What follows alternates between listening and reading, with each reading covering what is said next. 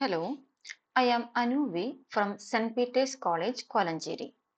ഈ വീഡിയോയിൽ അബ്സ്ട്രാക്ട് ആൾജിബ്രയിലെ ഒരു പ്രോബ്ലം ആണ് ഡിസ്കസ് ചെയ്യുന്നത്. ക്വസ്റ്റ്യൻ ഇതാണ്: define torsion coefficients of finite Abelian group.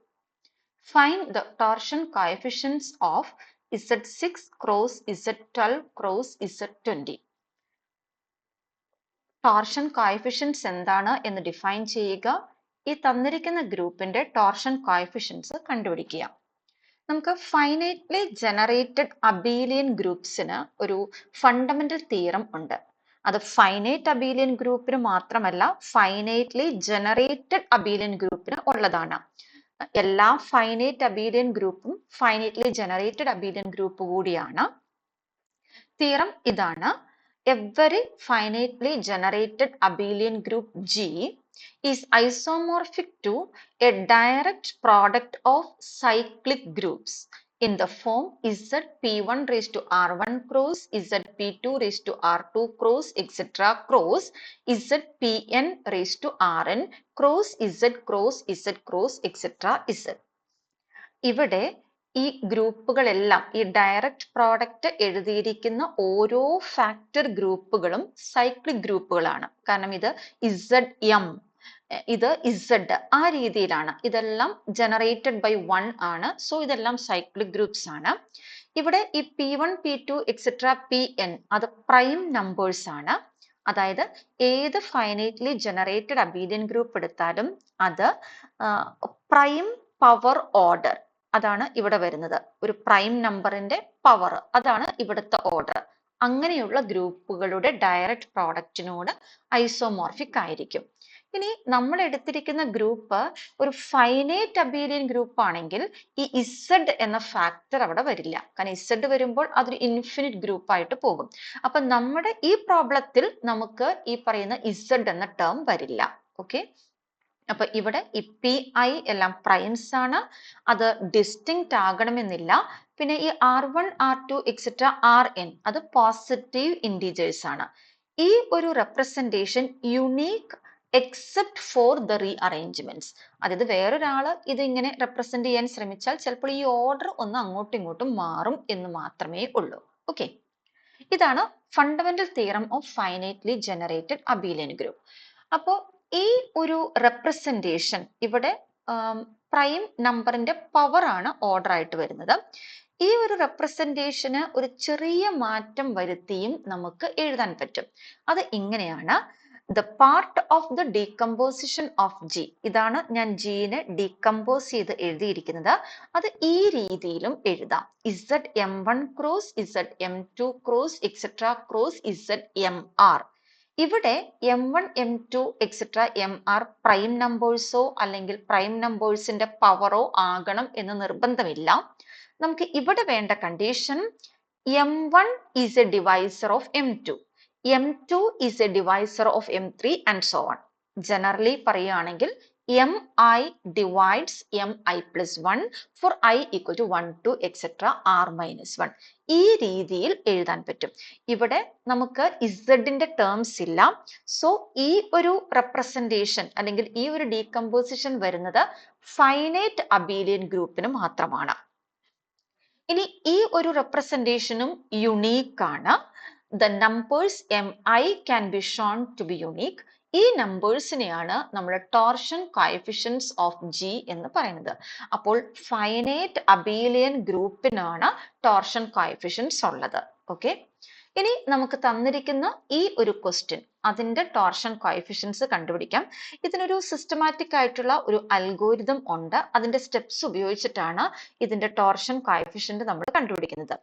ആദ്യത്തെ സ്റ്റെപ്പ്, ഈ തന്നിരിക്കുന്ന ഗ്രൂപ്പിനെ ഒരു പ്രൈം പവർ ഓർഡർ ഉള്ള ഗ്രൂപ്പുകളുടെ ഡയറക്റ്റ് പ്രോഡക്റ്റ് ആയിട്ട് ആദ്യം എഴുതുക. അതാണ് ആദ്യം നമ്മൾ ചെയ്യേണ്ടത്. ഓക്കെ, അപ്പോ നമുക്ക് ഇതിന്റെ ടോർഷൻ കോഎഫിഷ്യൻസ് കണ്ടുപിടിക്കണം.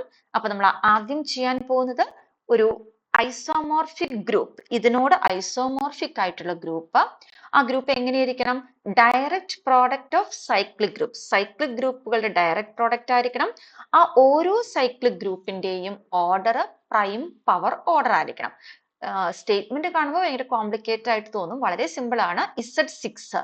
അപ്പൊ ഇവിടുത്തെ ആ ഒരു സഫിക്സ് സബ്സ്ക്രിപ്റ്റ് 6 ആണ്. അതിനെ പ്രൈം ഫാക്ടറൈസേഷൻ ചെയ്യുന്നു. അപ്പൊ 2 into 3. അപ്പൊ Z6നെ നമുക്ക് Z2 ക്രോസ് Z3 എന്നെഴുതാം. ഇതുപോലെ ഓരോന്നും. ഇപ്പോ Z12, 12നെ പ്രൈം ഫാക്ടറൈസേഷൻ ചെയ്ത് കഴിയുമ്പോൾ 2 into 2 into 3. അപ്പോൾ 2 സ്ക്വയർ into 3 ആ രീതിയിൽ എഴുതാം. അപ്പോൾ Z12 is equal to Z2 square cross Z3. ഇനി Z20, 20നെ പ്രൈം ഫാക്ടറൈസേഷൻ ചെയ്യുമ്പോൾ 2 into 2 into 5. അതായത് Z2 square cross Z5. അപ്പോൾ നമുക്ക് തന്നിരിക്കുന്ന ക്വസ്റ്റ്യൻ, അതായത് Z6 cross Z12 cross Z20 can be written as Z2 cross Z3, Z4 cross Z3, Z4 cross Z5. അപ്പോൾ ഇവിടെ ഇത് ഡയറക്റ്റ് പ്രോഡക്റ്റ് ആണ്. ഇത് ഓരോന്നും സൈക്ലിക് ഗ്രൂപ്പ്സ് ആണ്. ഓരോന്നിന്റെയും ഓർഡർ പ്രൈം നമ്പറിന്റെ പവർ ആണ്. ഇത് 2, ഇത് 3, ഇത് 2 സ്ക്വയർ, 2ന്റെ പവർ. ഇത് 3⁻1, ഇത് 2 സ്ക്വയർ, ഇത് 5⁻1. അപ്പൊ ഓരോന്നും പ്രൈം പവർ ഓർഡർ ആണ്. ഓരോന്നും സൈക്ലിക് ഗ്രൂപ്പ് ആണ്. അങ്ങനെയുള്ള ഗ്രൂപ്പുകളുടെ ഡയറക്റ്റ് പ്രോഡക്റ്റ് ആയിട്ട് തന്നിരിക്കുന്ന ഗ്രൂപ്പിനെ ഞാൻ എഴുതി. ഇതാണ് ആദ്യത്തെ സ്റ്റെപ്പ്. ഇനി നമ്മൾ ചെയ്യാൻ പോകുന്നത് ഇവിടെ ഇൻവോൾവ്ഡ് ആയിട്ടുള്ള പ്രൈം നമ്പേഴ്സ് ഏതൊക്കെയാണെന്ന് നോക്കുക. ഇവിടെ ഇൻവോൾവ്ഡ് ആയിട്ടുള്ളത് 2 ഉണ്ട്, 3 ഉണ്ട്, പിന്നെ 5 ഉണ്ട്. ഓരോ പ്രൈം നമ്പറിനും അതിൽ ആ പ്രൈം നമ്പർ വന്നിരിക്കുന്ന ടേംസ് ഏതൊക്കെയാണ്? ഇവിടെ Z2 വന്നിട്ടുണ്ട്, പിന്നെ 2 വന്നിരിക്കുന്നത് ഇവിടെയാണ് Z4, അതായത് 4. പിന്നെ വന്നിരിക്കുന്നത് ഈ 4 ആണ്. ആ 2 ഇൻവോൾവ്ഡ് ആയിട്ടുള്ള ആ ഓർഡേഴ്സ് നമ്മൾ ഒരു റോയിൽ അറേഞ്ച് ചെയ്യുന്നു. അപ്പൊ 2വിന് കറസ്പോണ്ടിങ് ആയിട്ട് ഒരു റോ. ഇനി ആ റോ എഴുതുമ്പോൾ ഇൻക്രീസിങ് ഓർഡറിൽ എഴുതണം. അപ്പൊ എങ്ങനെ വരും? ആദ്യത്തെ റോ 2വിന് കറസ്പോണ്ടിങ് ആയിട്ടുള്ള റോയിൽ നമ്മൾ എഴുതേണ്ട നമ്പേഴ്സ് 2, 4, 4. ഇനി ഇതിൽ ഇൻവോൾവ്ഡ് ആയിട്ടുള്ള അടുത്ത പ്രൈം നമ്പർ 3 ആണ്. അപ്പൊ 3 എത്ര എണ്ണം വന്നിട്ടുണ്ട്? എങ്ങനെയൊക്കെയാണ് വന്നിരിക്കുന്നത്? 3 2 പ്രാവശ്യം വന്നിരിക്കുന്നു. അപ്പോൾ ആദ്യത്തെ റോയിൽ 3 ടേംസ് ഉണ്ടായിരുന്നു. രണ്ടാമത്തെ റോ ആയപ്പോഴേക്കും 2 ടേംസ് ഉള്ളൂ. അപ്പൊ നമ്മൾ എവിടം തൊട്ടാണ് എഴുതേണ്ടത്? അത് റൈറ്റ് അലൈൻഡ് ആയിട്ടാണ് എഴുതേണ്ടത്. ഓക്കെ. അതുപോലെ അടുത്ത പ്രൈം നമ്പർ 5, അത് ഒരു പ്രാവശ്യമേ ഉള്ളൂ. അപ്പൊ അത് നമ്മൾ 5 മാത്രം എഴുതുന്നു. അഗെയിൻ റൈറ്റ് അലൈൻഡ് ആയിട്ട്. ഓക്കെ. അപ്പൊ ഓരോ പ്രൈം നമ്പറിനും ഓരോ റോ അത് ഇൻക്രീസിങ് ഓർഡറിൽ എഴുതണം, റൈറ്റ് അലൈൻഡ് ആയിട്ട് എഴുതണം. അതാണ് നമ്മൾ ചെയ്യേണ്ടത്. അപ്പോൾ for each prime divisor of the order of the group write the subscripts. അപ്പൊ 2വിന്റെ സബ്സ്ക്രിപ്റ്റ്സ്, 2 ഇൻവോൾവ്ഡ് ആയിട്ടുള്ള സബ്സ്ക്രിപ്റ്റ്സ് 2, 4, 4 ആണ്. അത് write the subscripts in the direct product involving that prime in a row. ആ റോയിൽ എഴുതുമ്പോൾ എങ്ങനെ എഴുതണം? In order of increasing magnitude. അപ്പൊ 2, 4, 4 അതാണ് ആദ്യത്തെ റോ. ഇനി നമ്മൾ ശ്രദ്ധിക്കേണ്ടത് keep the right hand ends of the rows aligned. അതുകൊണ്ടാണ് നമ്മൾ രണ്ടാമത്തെ റോ എഴുതുമ്പോൾ എങ്ങനെ എഴുതണം? 3, 3 ആണ് ഉള്ളത്. അത് റൈറ്റ് ഹാൻഡ് അലൈൻഡ് ആയിട്ട് എഴുതണം. 5 ഒരെണ്ണേ ഉള്ളൂ. അപ്പൊ 5 റൈറ്റ് ഹാൻഡ് അലൈൻഡ് ആയിട്ട്. അത് കഴിഞ്ഞ് എഴുതേണ്ടത് ഓരോ കോളത്തിലും ഉള്ള നമ്പേഴ്സിന്റെ പ്രോഡക്റ്റ് എഴുതുന്നു. Okay. Take the product of the numbers down each column of the array. അപ്പൊ ഇവിടെ 4 into 3 into 5 60, 4 into 3 12, 2, 2. Okay.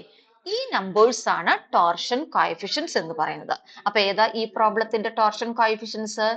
2, 12 and 60. ഇതാണ് torsion coefficients. Okay. Thank you.